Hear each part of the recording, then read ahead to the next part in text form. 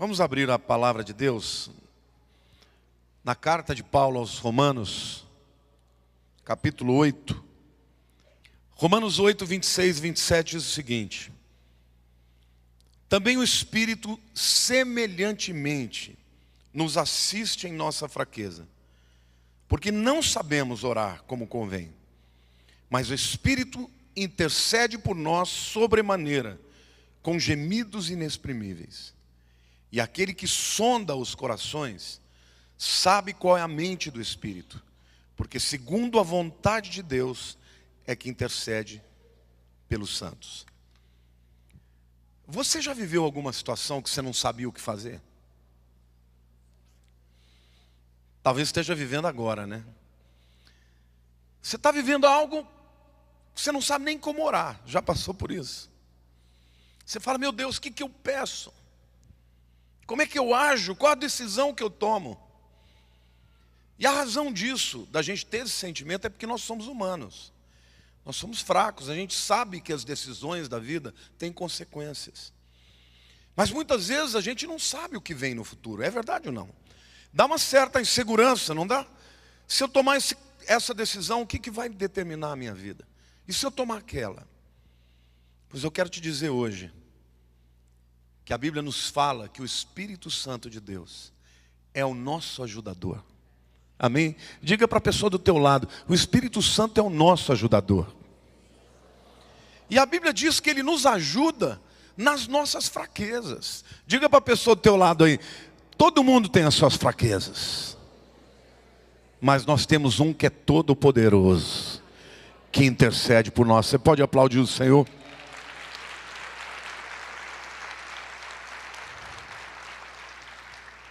O capítulo 8 de Romanos inteiro é um capítulo que exalta a pessoa do Espírito Santo.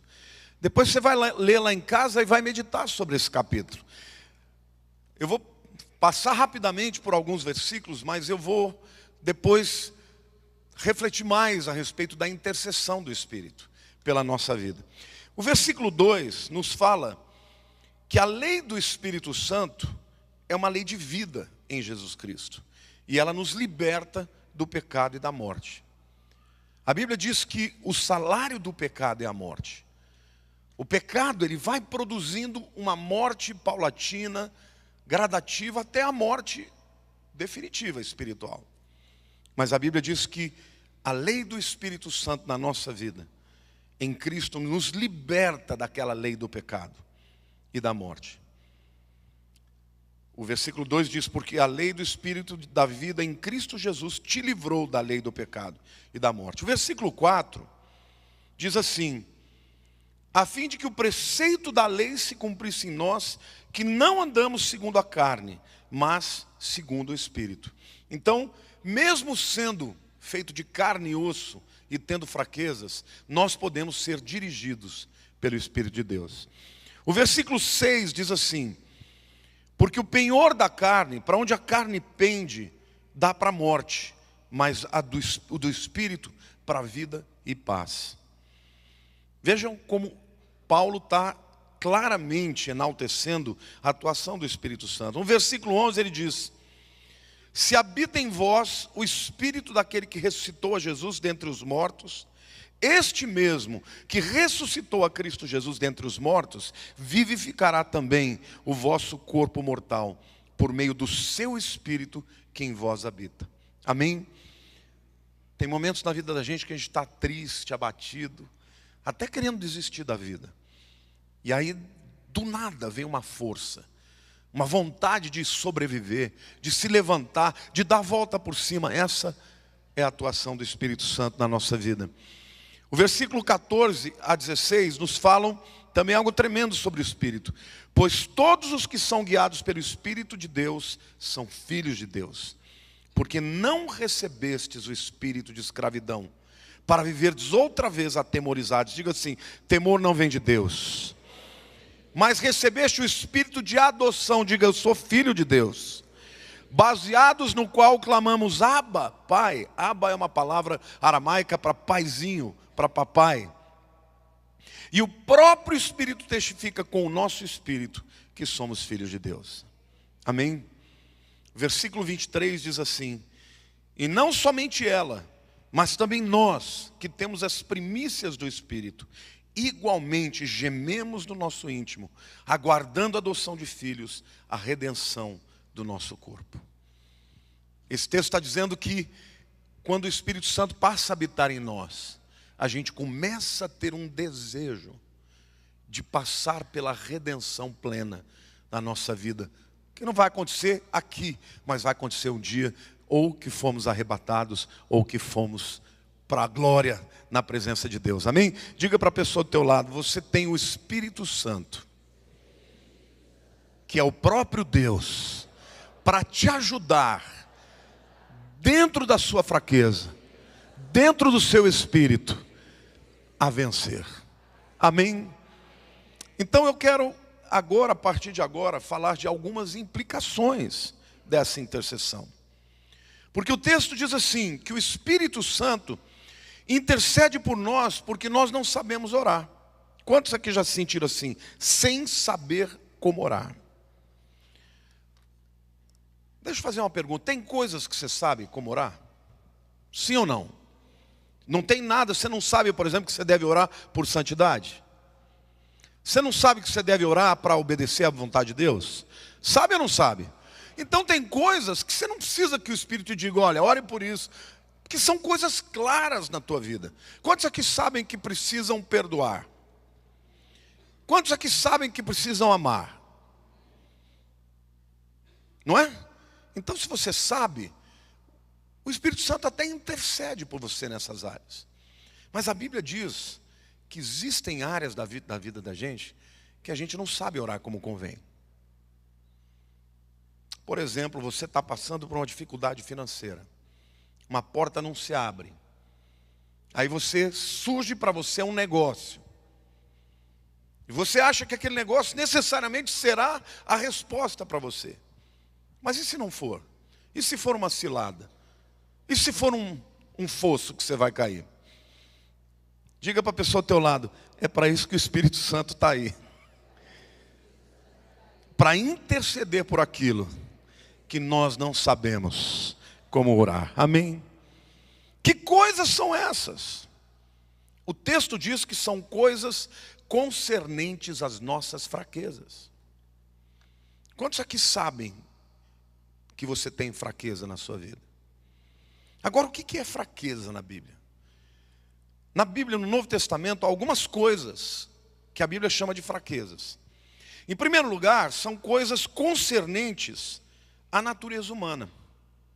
Romanos 6,19 diz assim: falo como homem, por causa da fraqueza da vossa carne. Assim como oferecestes os vossos membros para a escravidão da impureza e da maldade, para a maldade, assim oferecei agora os vossos membros para servirem à justiça, para a santificação. Aqui fraqueza fala literalmente de uma incapacidade da carne de andar em santidade. É incrível hoje como tem gente vivendo presa, escrava, por imoralidade, por prostituição, por internet. É muita gente que fala. Tem gente que escreve para mim pelo Facebook: pastor, ore por mim, eu não consigo me livrar da pornografia na internet. E eu quero te dizer, querido, você não vai vencer sozinho. Se você lutar sozinho, você vai perder. Mas a Bíblia está dizendo aqui que o Espírito Santo é aquele que te assiste nessa fraqueza. Quantos querem ser livres do poder do pecado na sua vida? Eu quero declarar para você: você não tem que lutar sozinho. Você tem um Espírito de Deus que pode te ajudar a vencer. Amém?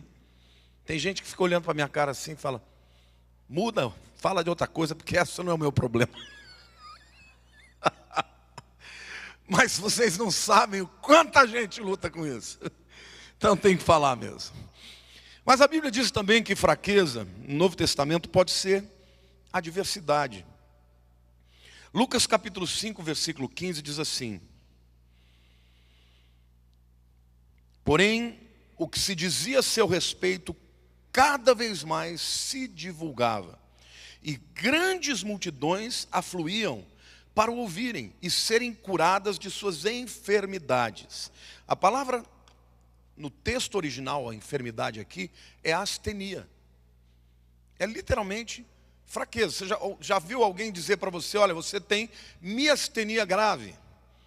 É uma doença que dá nos músculos e a pessoa então não consegue firmar, porque astenia é fraqueza.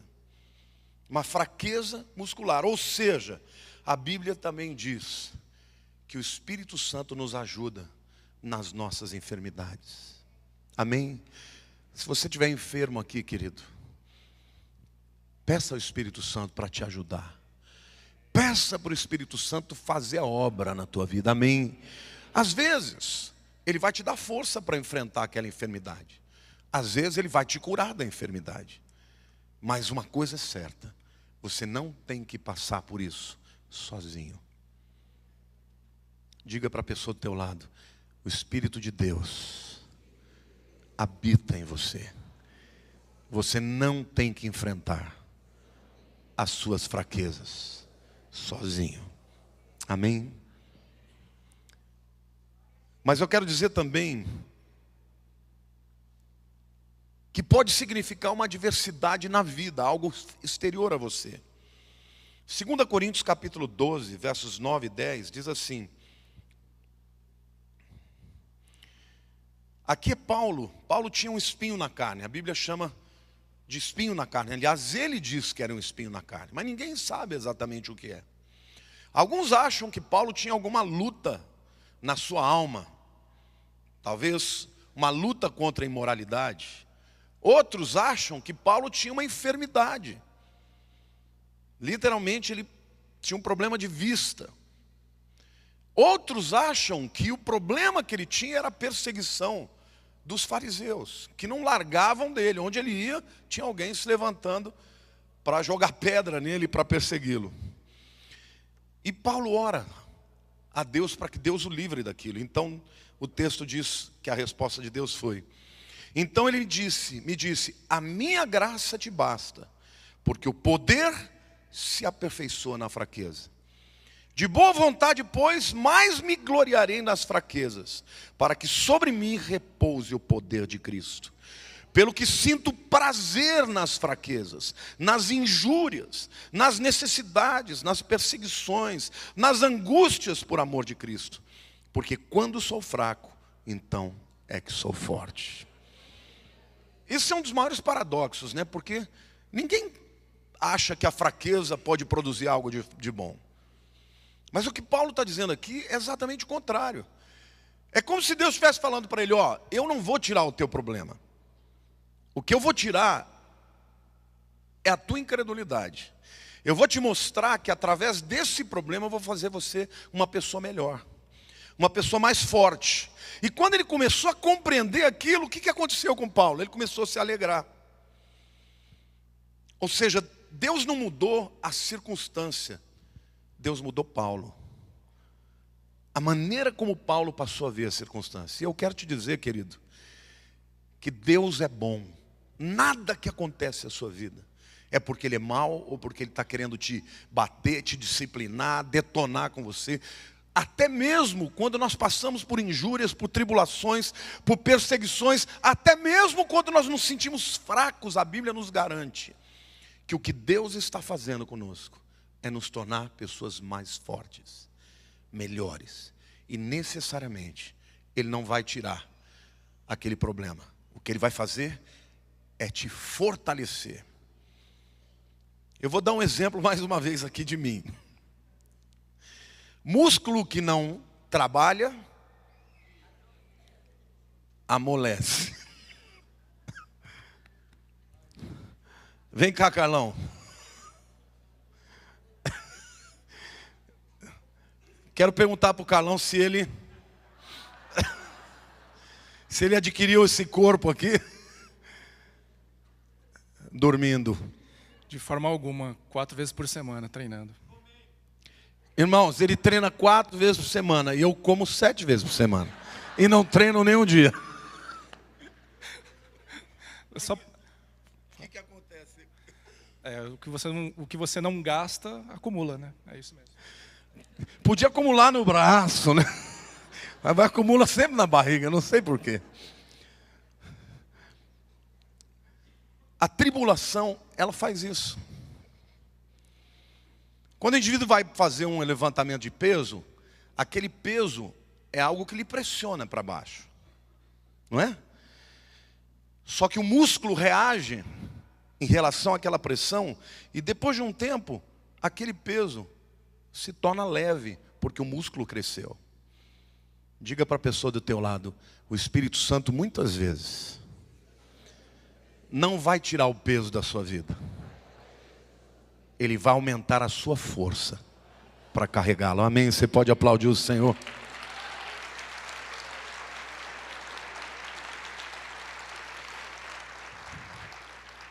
E Paulo declarou isso, porque quando eu sou fraco, então é que sou forte. Sabe, nós não entendemos muitas vezes o propósito de Deus. Quando Ele permite que a gente passe por fraquezas, por enfermidades, por adversidades. Às vezes a gente não sabe nem como orar. E é nessa hora que o Espírito Santo nos ajuda. Paulo entende essa situação quando ele escreve lá Filipenses, capítulo 1, versos 22 a 24. Ele diz assim.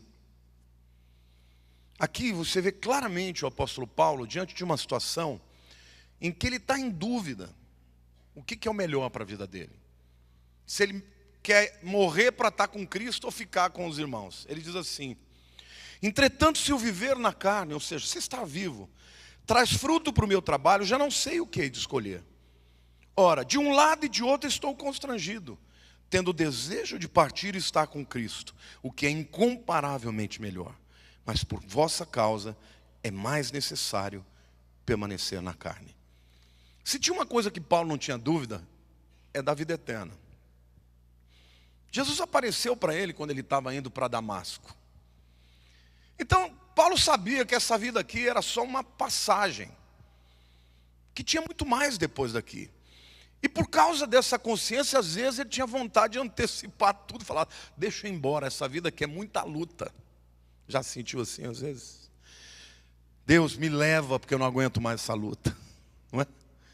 Paulo tinha esse desejo, mas ele dizia, ao mesmo tempo, eu sei que eu sou importante para vocês. E por isso eu sei que eu tenho que ficar. Mas eu não sei como orar. Como é que a gente faz numa hora dessa? A gente deixa o Espírito Santo orar por nós. Porque a Bíblia diz que Ele ora segundo a vontade de Deus. Diga para a pessoa do teu lado, a tua segurança é que quando você não sabe como orar, quando você não sabe o que é melhor para a tua vida, Deus sabe, e Ele vai fazer acontecer. Amém, glória a Deus. Deus é bom, irmãos.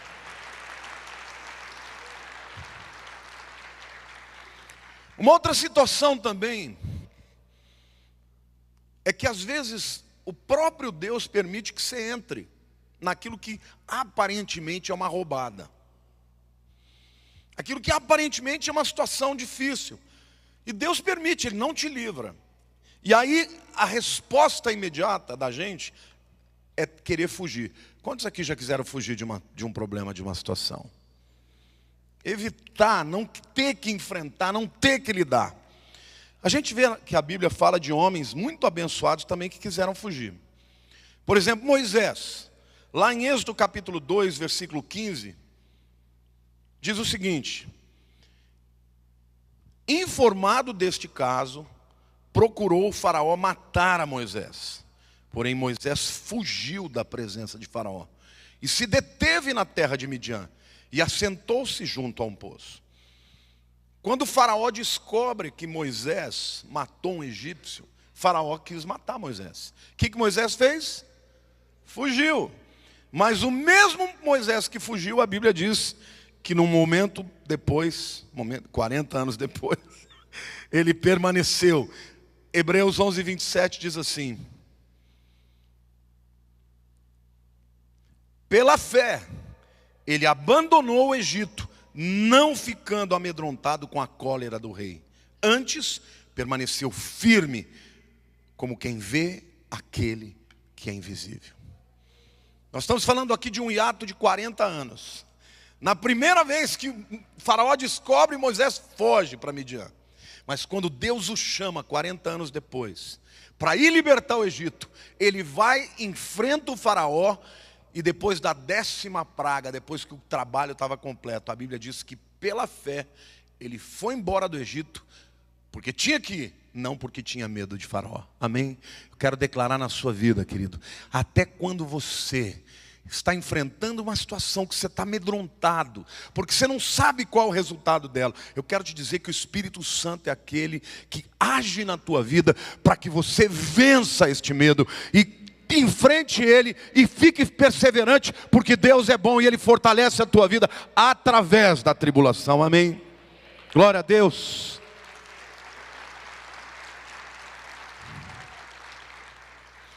Segundo homem de fé, que a Bíblia fala também, que passou por isso, por vontade de fugir dos problemas, foi Davi. Lá em 1 Samuel capítulo 19, versículo 12, diz assim: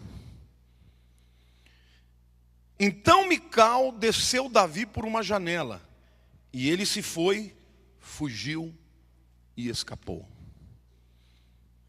Mical é filha do rei Saul. Portanto, Davi era o genro de Saul.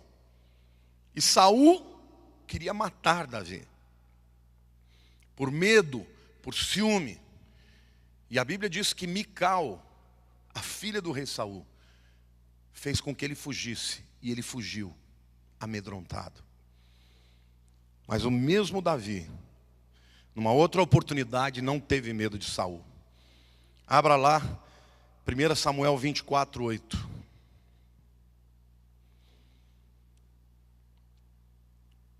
Depois também Davi se levantou e, saindo da caverna, gritou a Saul, dizendo: ó rei meu senhor. Olhando Saul para trás, inclinou-se.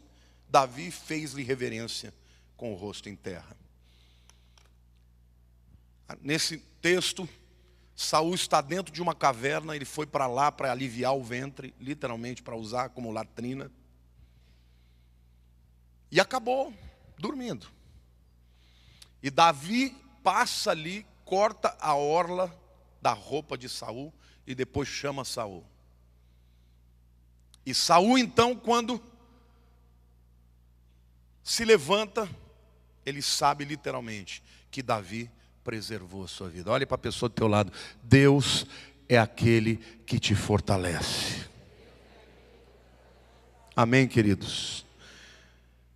Davi estava cara a cara com Saul, mas agora não com medo, agora dizendo: não te matei porque eu não quis, porque eu estive próximo de fazer isso. Eu quero declarar para você, às vezes o inimigo se levanta contra a tua vida, e você fica amedrontado com aquilo que ele te apresenta.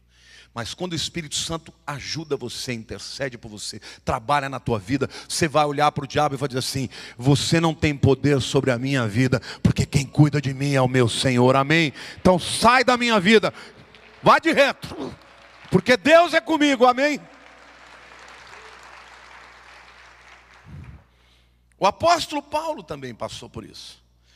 Lá em 2 Coríntios capítulo 11, versículo 33, a Bíblia diz: mas num grande cesto me desceram por uma janela da muralha abaixo, e assim me livrei das suas mãos. Quando ele se converte, ele começa a falar de Cristo, os judeus ficam tão irados contra ele que querem matá-lo.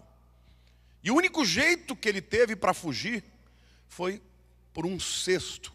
Durante a noite desceram numa grande muralha e ele fugiu. Mas o mesmo apóstolo fujão muda a atitude. Certa vez ele recebe lá em Atos capítulo 20, 22 a 23, a revelação de que ele ia enfrentar um monte de perseguições na vida.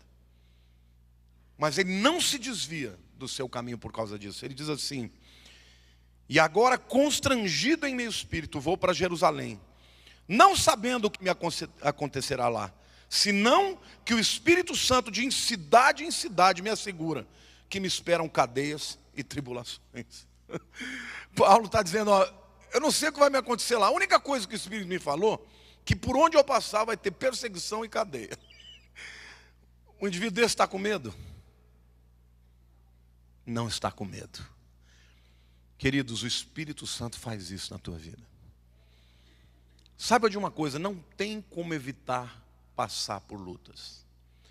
Não tem como evitar, o mundo é assim, o mundo tem tribulações, o mundo tem dificuldades, o mundo tem enfermidade, o mundo tem perseguição, o mundo tem lutas.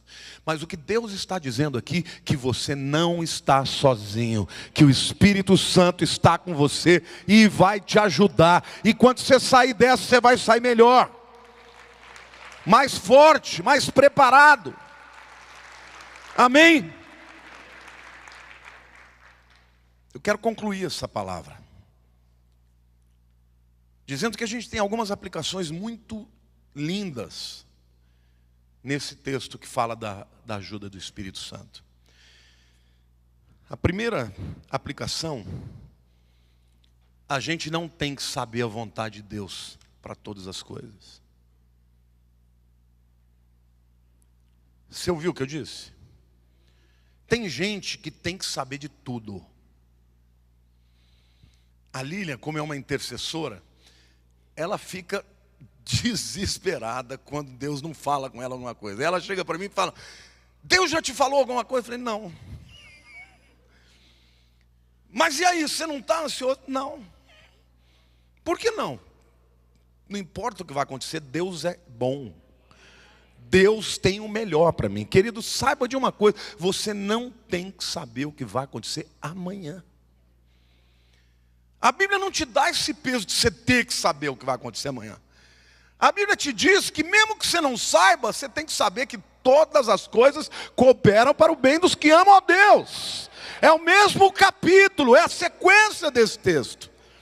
Você não tem que saber, o que você tem que saber é que Deus cuida de você. Olha para a pessoa ao teu lado e diga: Deus cuida de você. De que você não souber o que vai acontecer, glorifique a Deus. Para quê? Por isso que Jesus diz: basta cada dia o seu próprio mal. Tem gente que fica antecipando guerra. Mas e se? Mas e se, querido? Deixa cada dia apresentar para você a guerra. O que Deus está dizendo é que eu estou com você. Você não vai lutar sozinho. Eu vou te fortalecer, eu vou interceder por você, até nas suas fraquezas. Amém? Glória a Deus, aplauda o Senhor.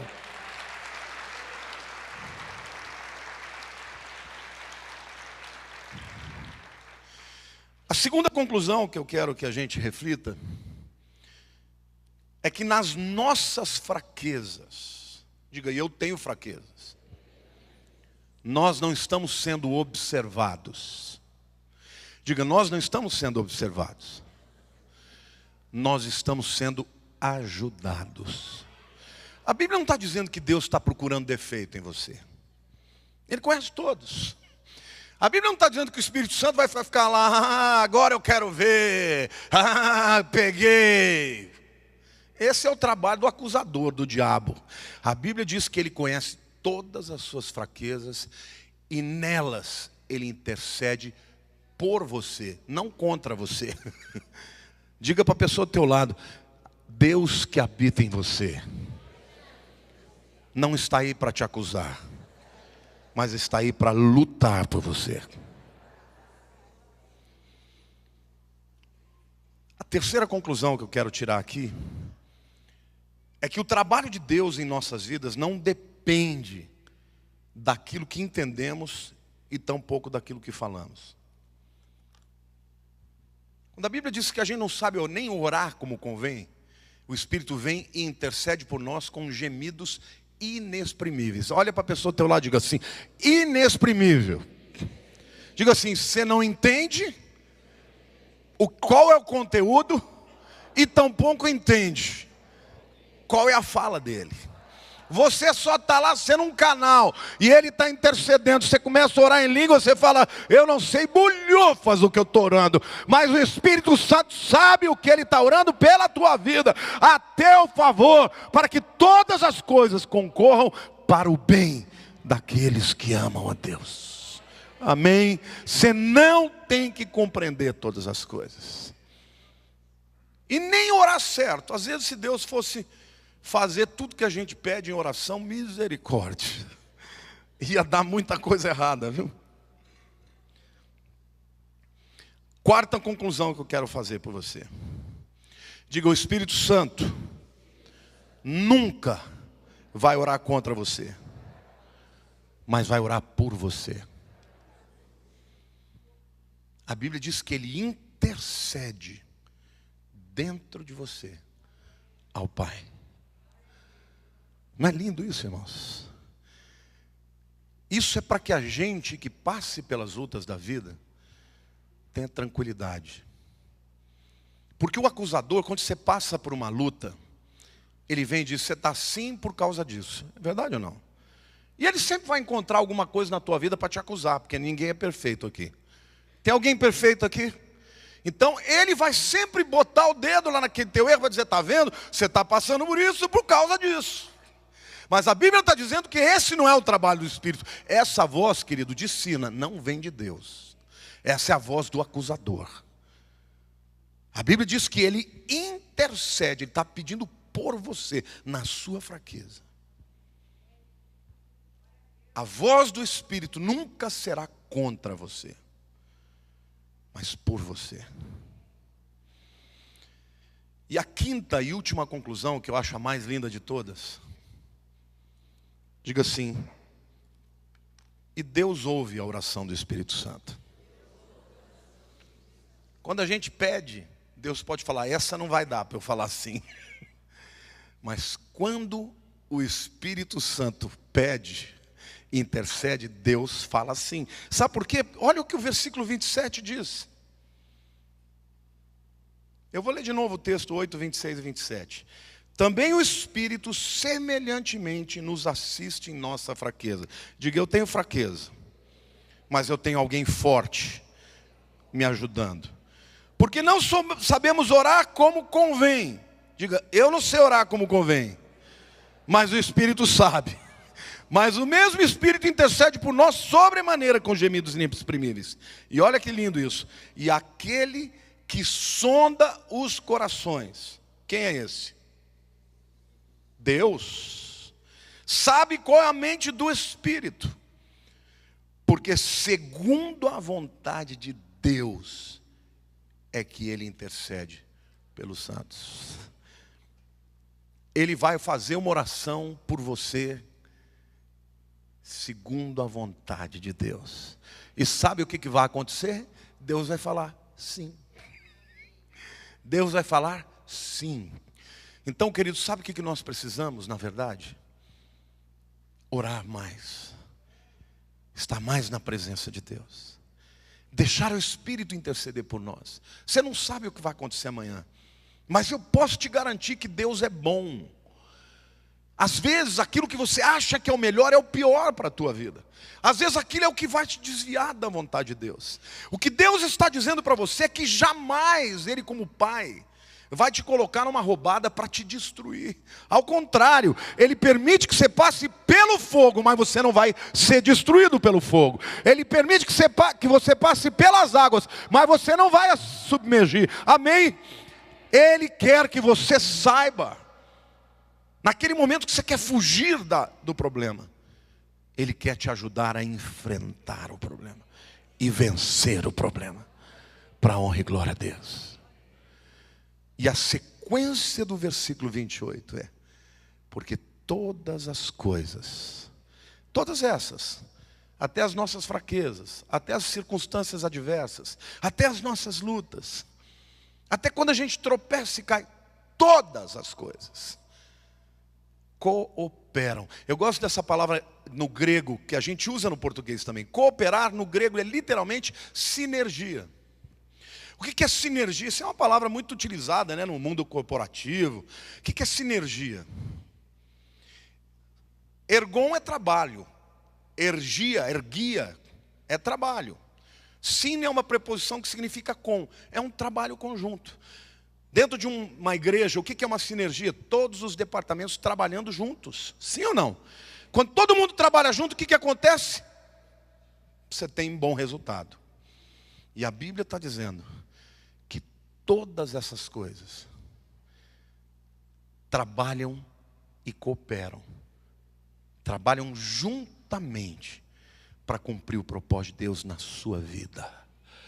Querido, você não está sozinho. O destino da tua vida está nas mãos do teu pai. E ele é pai. Você que é pai, sabe que você seria capaz de entrar na frente de uma bala por causa de um filho, sim ou não?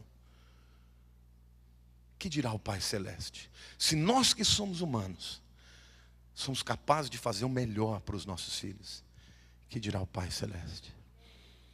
A gente precisa saber lidar com o Espírito Santo como uma pessoa. Adorar o Espírito Santo. Precisamos aprender a nos render a Ele. Descansar. Entregar os nossos problemas, os nossos fardos, os nossos medos.